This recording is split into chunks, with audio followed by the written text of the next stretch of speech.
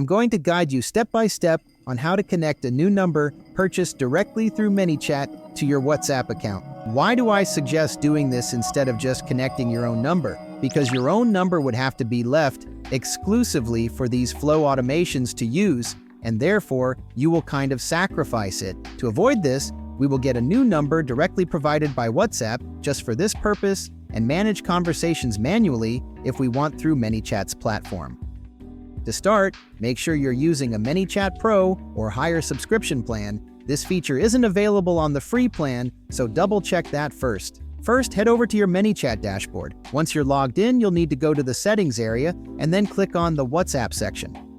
Here, you'll see an option to connect a WhatsApp number. Go ahead and click on Connect to begin the process. When prompted, choose the option that allows you to buy a new phone number directly from ManyChat. You'll typically see this clearly labeled as something like Create a new WhatsApp number.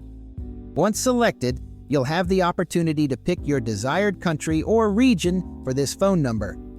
Next, you'll choose between an SMS-capable number or one that supports both voice and SMS, meaning it can also receive calls. Once you've made your choice, simply click Purchase.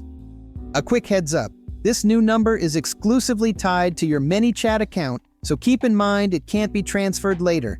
After successfully purchasing your number, ManyChat will walk you through connecting this new number with WhatsApp via Meta, formerly Facebook. You'll be asked to log into your Facebook account.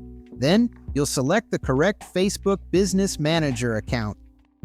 ManyChat will request some basic business information at this point, including your business category, a brief description, and your website details. Following that, it's time to enter the WhatsApp phone number you've just purchased. ManyChat will send a verification code via SMS to confirm the number's ownership.